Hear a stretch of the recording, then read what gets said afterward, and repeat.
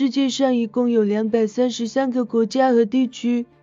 1971年，联合国颁布了一项名为最不发达国家的列表，归类一些因为社会、历史及地理原因而被认为在发展过程中处于高度弱势的国家。与其他国家相比，这些国家面临着深度的贫困，以及无法脱离贫困状态的风险。截至2018年，全世界一共有46个国家被联合国评为最不发达国家，总人口约8.8亿人，占了世界人口的12%。这些国家的国内生产总值仅占世界贸易的1%，它们大部分位于非洲，但也有多达9个就坐落于亚洲。那么在众多亚洲国家中，到底哪些国家被评为最不发达国家呢？这些国家的人民又过着什么样的生活呢？今天的大小儿将带您了解位于亚洲的9个世界最不发达国家。赶紧点击订阅按钮，就不会错过之后的任何影片哦。不丹王国人类发展指数 0.612， 人均国民总收入2860美元。说起不丹，相信许多朋友对这个神秘国度仍然知之甚少。随着近年来旅游业的兴起，这个神秘的国家依靠风光旖旎的高山美景，逐渐走入世人的视野中。不丹位于南亚，坐落于现今世界上人口最大的2个国家中国和印度之间，接近4万平方公里的国土面积，仅生活着约75万的人口。由于背靠喜马拉雅山脉，不丹全国平均海拔达到4000米以上，是世界上海拔最高的国家。如今的国家经济逐渐走向全球化，不丹政府却反其道而行，并不热衷于发展经济，而着重于提升国内人民的幸福指数，使不丹的经济状况只能维持国家的正常运转。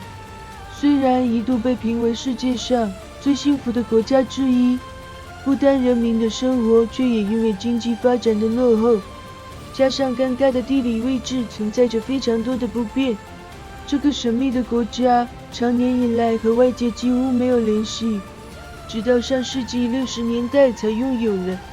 第一条通往外界的正式公路。1999年才开始引进电视，是世界上最后一个开放电视及网络的国家。低速发展的经济及天然的地理屏障，虽然让不丹目前被列入世界上最不发达的国家之一，却也成就了世界上为数不多的世外桃源。不丹政府非常重视环境保护，这里与世隔绝，每一片森林都充满绿意，每一片湖泊都澄清透明，几乎不受环境污染的影响。不丹大多数公民都非常信奉佛教，虽然贫穷人民却能够不受俗世的纷扰，维持着淳朴的生活。综合以上种种，神秘的不丹虽然是世界上最落后的国家之一，却也是不少人梦想的生活之地。所幸随着不丹政府逐步开放经济，以及近年来不丹旅游业的兴起，不丹的经济发展顺利被联合国列入审查阶段，相信在不久的将来能从最不发达国家列表中移出。辽国人民民主共和国人类发展指数 0.601， 人均国民总收入2480美元。辽国是一个位于东南亚中南半岛的国家，国土面积 23.6万平方公里，居住着大约700万的人口，是东南亚唯一的内陆国，被越南、柬埔寨、泰国、缅甸及中国所包围。历史上的辽国一直是被征服和附属地区之一，在14世纪之前一直是中国历代王朝的附属国家，近代被法国和日本殖民，直到1975年才正式独立。辽国经济以农业为主，工业基础薄弱。1997年的亚洲金融危机，加上政府先前的经济管理不善，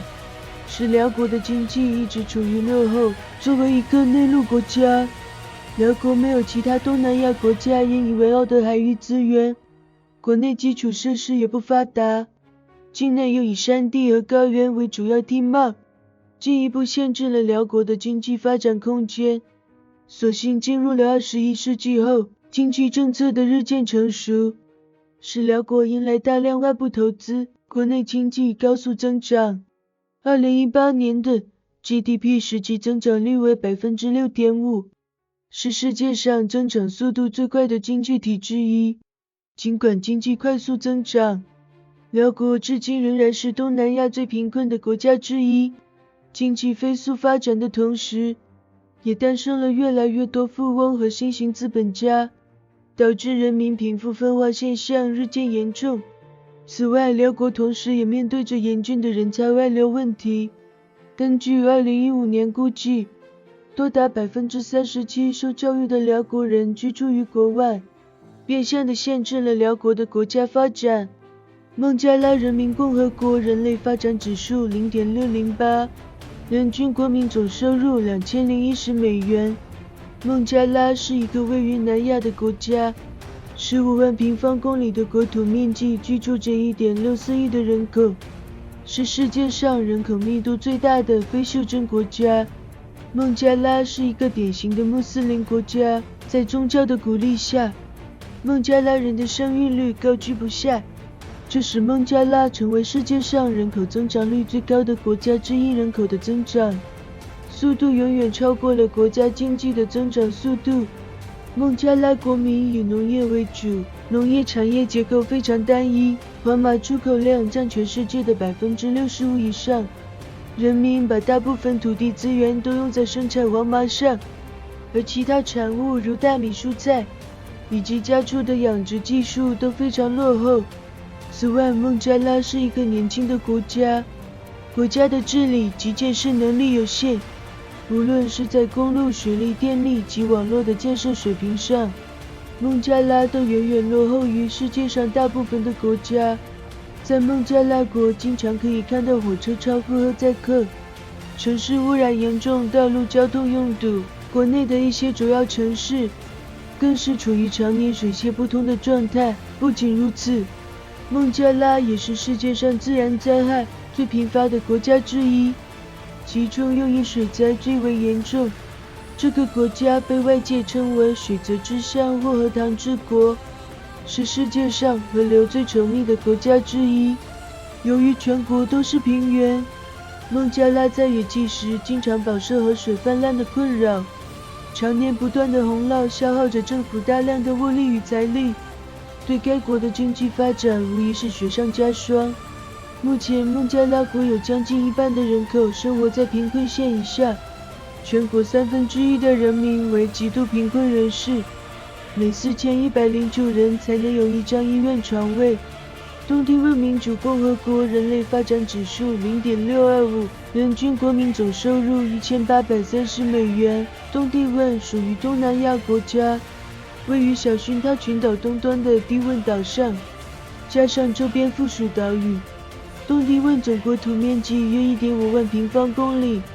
生活着125万人口，系与印尼西帝汶地区相邻，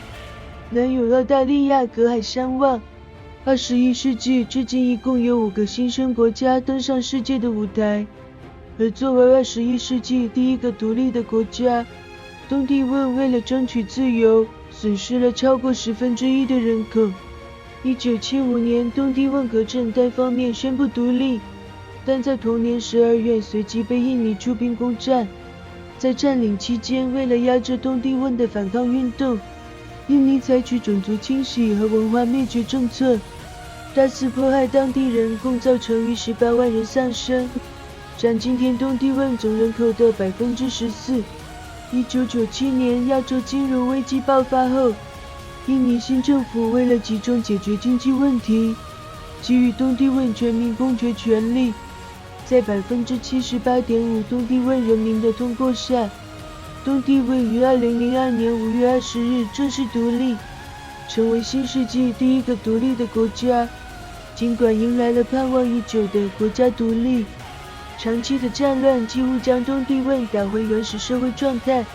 国内经济崩溃，百业萧条，基础设施落后，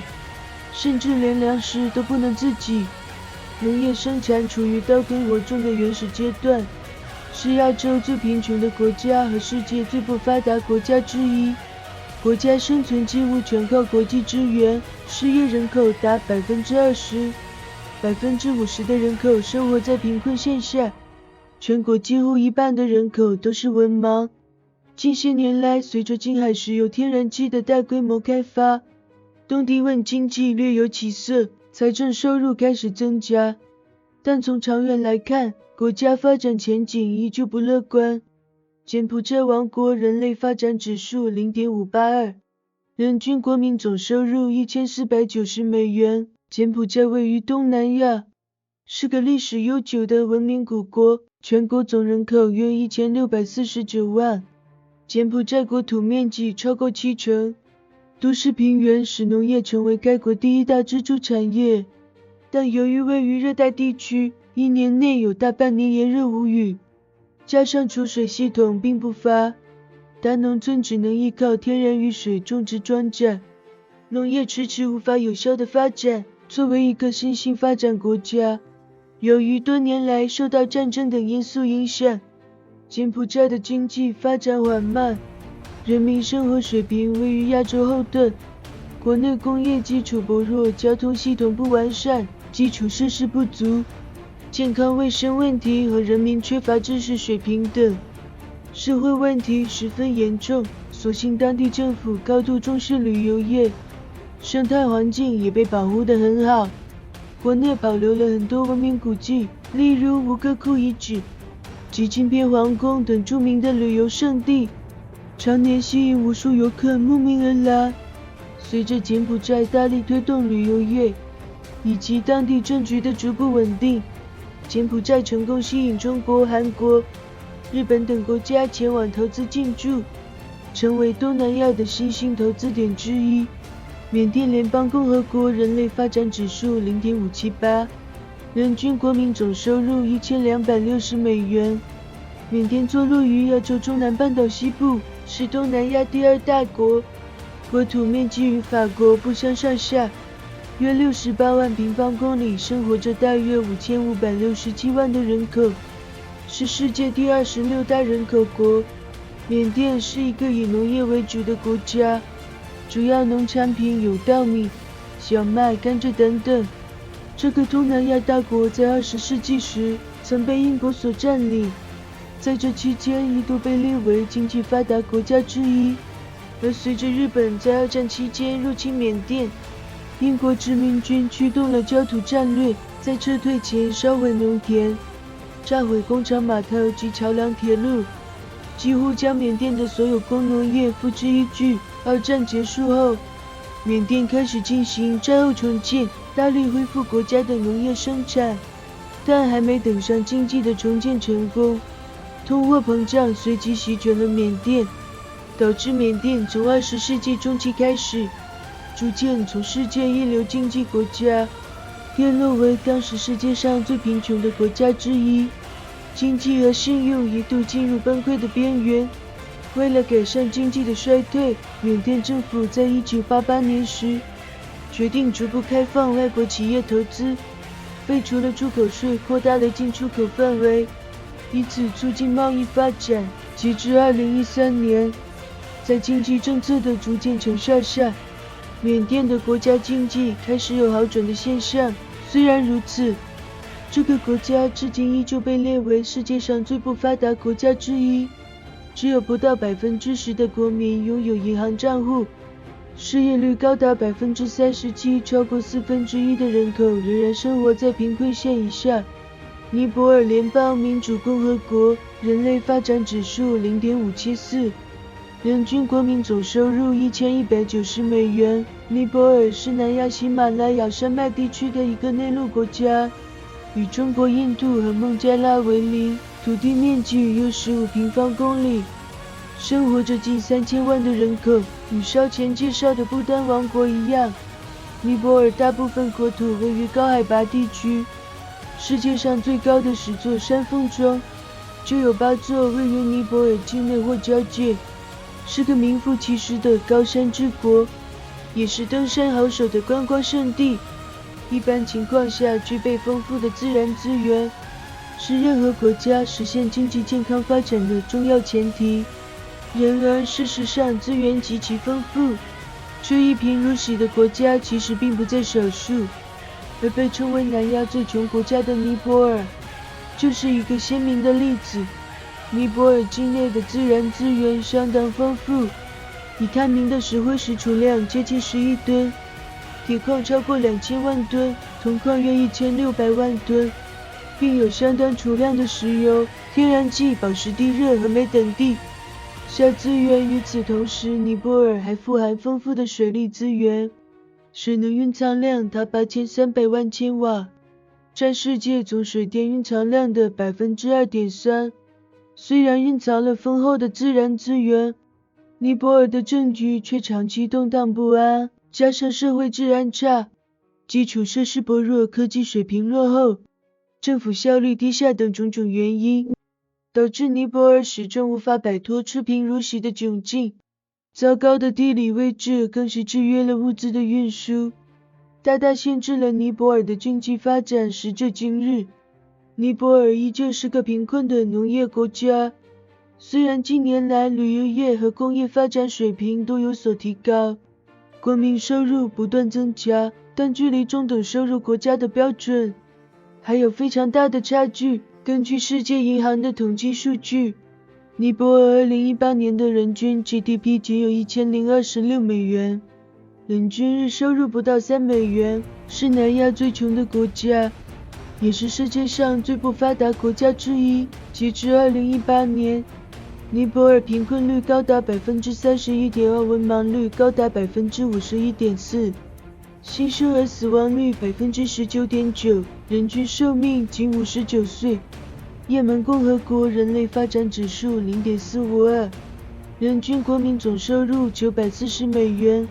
在中东地区有这么一座国家，他们有着充足的人口、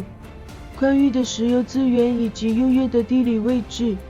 然而这个国家却十分的落后，被联合国评为世界上最不发达国家之一，也是中东最贫穷的国家。这个国家全名为也门共和国，统称也门，位于阿拉伯海和红海边缘，与中东石油王国沙特阿拉伯接壤，国土面积约55.5万平方公里，生活着约3000万的人口，无论在国土面积或总人口，都位列世界第49大国家。尽管如此，也门却是世界上经济最落后的国家之一，国内土地条件恶劣，水源稀少，可耕种的土地十分紧缺，只占国土总面积的 3%。虽然也门人民曾经是一个农业民族，但国土的沙漠化日渐严重，大部分土地由于缺水不再适合农耕，因此也门人至今过着连粮食都不能自给的贫困生活。虽然拥有石油资源，也门并未加入中东石油组织，石油被廉价倒卖，贩卖价格和其他中东国家有着较大的差距，也不像一些中东大国享有石油定价权，大大缩减了开采石油所获得的利润。此外，也门的部落制度带给了国家极大的困扰，近些年来部落和政府之间的矛盾冲突不断激化，政府权力疲软，使也门成为了一个在政权上极度分裂的国家，权力几乎平分到了各部落，一些部落甚至不承认政府护照，外国人民需在部落办理各自的手续，才能进入部落所管辖的领域。截至2018年，也门的人均年收入不足1000美元，生活水平至今仍然达不到上世纪伊拉克及伊朗的生活水准，经济水平与接壤的沙特阿拉伯相差巨大，与一海之隔的东非国家更为接近。阿富汗伊斯兰酋长国，人类发展指数 0.498， 人均国民总收入500美元。阿富汗位于亚洲中南部的心脏地区，国土面积约为65万平方公里，生活着超过3000万的人口。阿富汗常年处于战争当中，由于占据了亚洲最核心的位置，阿富汗近200年来遭受了一系列的入侵，是世界上唯一一个在历史上遭受过苏联及美国侵略的国家，在20世纪末期至今又饱受内战的困扰，国内经济因为长期的战争而无法得到有效的发展。阿富汗几乎没有大型工业，大多是工业落后的小型加工厂，工业技术非常落后。国内大部分地区仍旧为小农经济状态，严重依赖外部的援助。阿富汗境内虽然蛮有丰富的矿藏，但由于这个内陆国家没有属于自己的出海口，加上国内山地道路崎岖，交通系统落后，在大规模运输上面对了重重困难，导致矿藏的大规模开采行动迟迟没能开始。此外，常年不断的战争彻底扼杀了阿富汗的旅游业，旅游业所带来的收入几乎为零，政府青年指数排名更是全球倒数第4。虽然国际社会在近年来不断给予援助，但由于当地政府的贪污腐败，使数量庞大的援助金实际上流入了当地承包商与私营企业的手里。尴尬的地理位置、常年不间断的内战，以及政府的不善领导，导致阿富汗虽然是世界上第44大人口国，却是至今世界上最落后的国家之一，也是全亚洲最贫穷的国家。这一集的大小恩就介绍到这里，希望你会喜欢这一集所带给您的知识。别忘了在影片下方按个喜欢，以及订阅这个频道。如果你觉得今天的内容还不错，也请分享出去吧。感谢你的收看，这里还有一些影片我们认为你会喜欢，拜拜。